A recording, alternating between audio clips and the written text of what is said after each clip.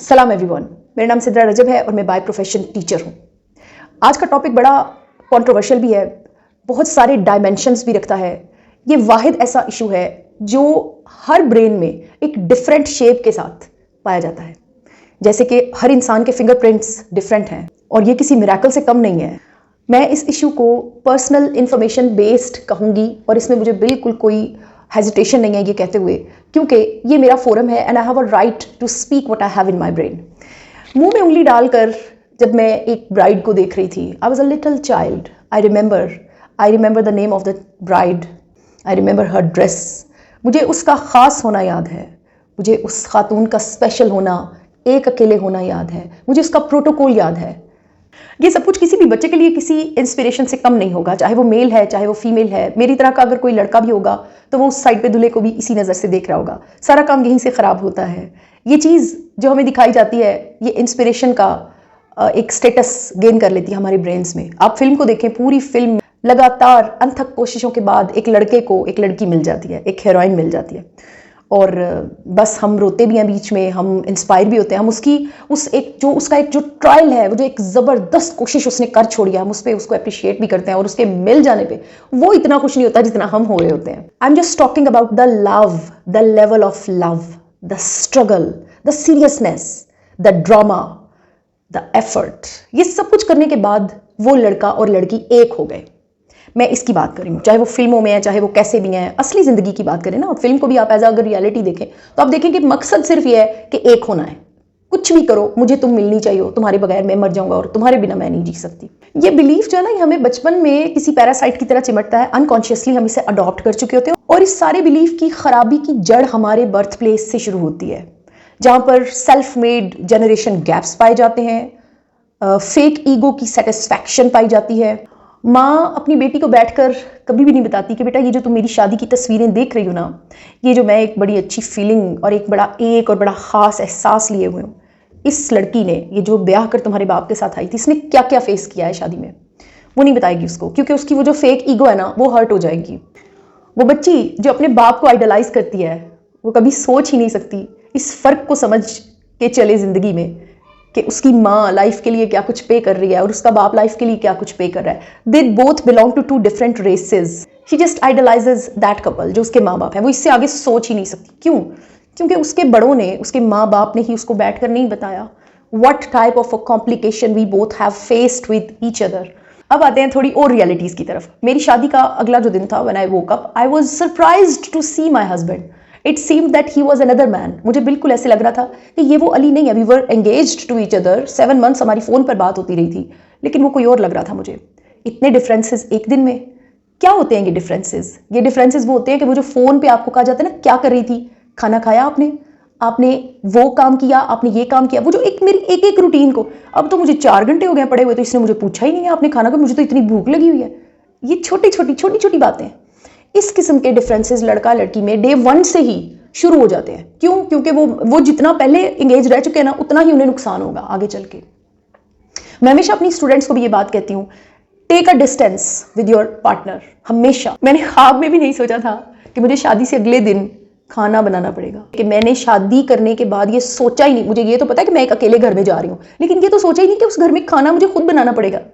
मुझे खाना बनाना आता था, मैं बड़ी बड़ी पार्टीज पे खाना बना चुकी थी, लेकिन ये चीज़ मैंने सोची नहीं। How impractical I was. TV देखने का टाइम एक बंदे का है और वो इतना लॉन्ग हो सकता है, ये मेरे लिए लाइफ में शॉक था, क्योंकि मैं I am not a person who likes to watch TV. मुझे नहीं पसंद। मुझे बुक्स पढ़ना पसंद है, मुझे बातें करना पसंद है, मुझे डिस्कशंस करना पसंद है। और मेरे हस्बैंड का टोटली डिफरेंट साइड है। मैं क्या करूं? गलत नहीं है, वो अपनी साइड से दुनिया जी कर आए हैं, मैं अपनी साइड से दुनिया जी कर आई हूं। लेकिन ये हमें उस फिल्म में नहीं दिखाया गया था, वो जिसमें सब हंसी शी रहने लगे थे ना एंड पे आगे, उसमें नहीं दिखाया था ये। ना ही ये हमें उस तस्वीरों वाली अम्मा ने बताया था कि बेटा ये जो लड़की है ना, ये जो तुम तस्वीर में देख रही हो, इसका कब कब कितना कितना तेल निकला था और इसे क्या कुछ फेस करना पड़ा था, ये भी नहीं बताया था।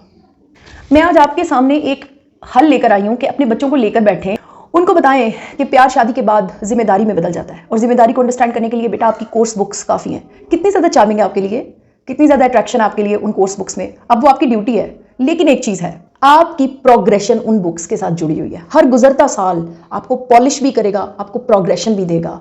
बिल्कुल इसी तरह से ये मैरिज है। There is nothing attractive in your marriage but one thing is there, that is progression, that is obvious. अगर आप उस शादी को निभाने में, अगर आप उस शादी को चलाने में कामयाब होते हो, आप अल्लाह ताला के साथ अपना इतना स्ट्रॉन्ग कनेक्शन रखते हो कि आप मुश्किल में फंसते हो तो वो आपकी मदद करता है। मैरिज के बाद आपको लव को क्रिएट करना पड़ता है, आपको अपना टेम्परामेंट दूसरे बंदे के बिल्कुल मुताबिक करना पड़ता है। मुझे यकीन है जो लोग मेरा वीडियो देख रहे हैं 90% लोग इस कैफियत से गुजर चुके होंगे कि जो एक एक लम्हा गिन के गुजारना, मैरिज हो जाए, शादी हो जाए, वो जो एक तारीख तय हो जाती है, फिर उस तारीख से पहले के जो दिन होते हैं, हर वो चीज़ जो इंसान इमेजिन कर रहा होता है, हर बंदे ने वो सब किया होगा। और जैसे ही शादी होती है, अब ये 90 हो या 60 हो, लेकिन परसेंटेज तो रहेगी कि वो हैरत में बदल जाती हैं, वो सारी एक्सपेक्टेशंस जो है वो हैरत में बदल जाती हैं। बल्कि मुझे एक बंदे की बात याद आती है। उसकी वाइफ ने कहा ये पर्पल सूट मुझे बहुत पसंद है, तो उसने कहा ये वही है ना जो पहन के तुम जिस दिन मोटर लगी थी उस दिन मुझसे लड़ी थी। ऑब्वियसली उसकी वाइफ ने मुझे ये बताया। I was shocked to listen that. ये सच है, हमारी यादें, हम कोई ड्रेस देखेंगे तो उससे कोई याद जुड़ी होगी, कोई टूट फूट, कोई हमारे अजाब के दिन, कोई दीवार देखेंगे तो कुछ याद आएगा, कुछ भी देखेंगे तो कुछ याद आएगा। ये सारी टूट फूट, ये सारा बोर्डम जारी रहेगा, लेकिन वो जो कोर्स बुक को पास करके एक प्रोग्रेशन मिलती है हर साल, आप अगले ईयर में दाखिल हो जाते हैं, वो जारी रहेगा। मुझे याद है मेरी एक कलीग थी, उनके 4 बच्चे थे और वो रूटीन में अपने हस्बैंड से मार खाती थी। और एक दफ़ा इसी तरह उनकी बात सुन के मुझे दुख हुआ। मैंने थोड़ा सा उनको एहसास दिलाया कि यू आर रॉन्ग, कुछ भी हो मार नहीं खानी। तो वो फट पड़ी, जैसे होता है ना, एक ब्लास्ट हो गया उनके अंदर। उन्होंने कहा कि ma'am Sidra you don't know, ये वो शख्स है जिसने 9 साल मेरे घर के बाहर बिस्तर बिछाए रखा था कि मुझे तुम्ही से शादी करनी है। It was not only a love marriage but it was next level of love marriage.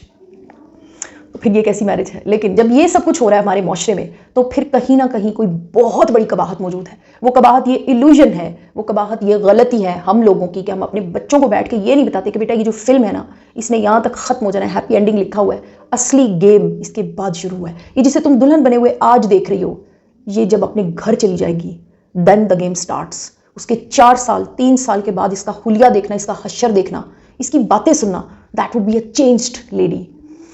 ये रियलिटी बेस्ड बातें हैं, थोड़ी कड़वी ज़रूर हैं, लेकिन हमारे बच्चों का फ़ायदा कर जाएंगी। जाते जाते सिर्फ यही कहूँगी, अपने बच्चों को स्ट्रॉन्ग बनाएं, उनको चिंदी मत बनाएं। उनको ये ना कहें कि तुम किसी लड़की या किसी लड़के के पीछे पागल हो जाओ तो कोई बात नहीं, या उसके सामने खड़े हो जाए। ये सारे इश्यूज़ हमारे माशरे में बिल्कुल प्रिवेल कर रहे हैं। करने का काम सिर्फ ये है, आंखों में आंखें डाल के उन बच्चों को अपनी ज़िंदगियों की सच सच कहानियाँ सुनाएं, जितनी सुना सकते हैं। रिस्पॉन्सिबिलिटी उतना ही बड़ा लफ्ज़ है जितना बड़ा तुम्हारा बैग है जिसे तुम हर रोज़ घसीटते हो। So make them sure that it is not less than a boredom. They will find it out. वो माने या ना माने, ये सवाल नहीं है। सवाल ये है कि जब उनकी ज़िंदगी प्रैक्टिकली स्टार्ट हो जाए तो उनको ये फील हो कि yes my mother my father told it to me. उस वक्त वो कम से कम सेंसिबली बिहेव ज़रूर करेंगे। यही काम मेरे अब्बू मेरे साथ किया करते थे, and I am really thankful to my father. आप लोग अपनी कीमती वक्त में से वक्त निकाल कर मेरा वीडियो देखते हैं, इसके लिए मैं आपकी तहे दिल से मशकूर हूँ। जज़ाकल्लाह। अल्लाह हाफ़िज़।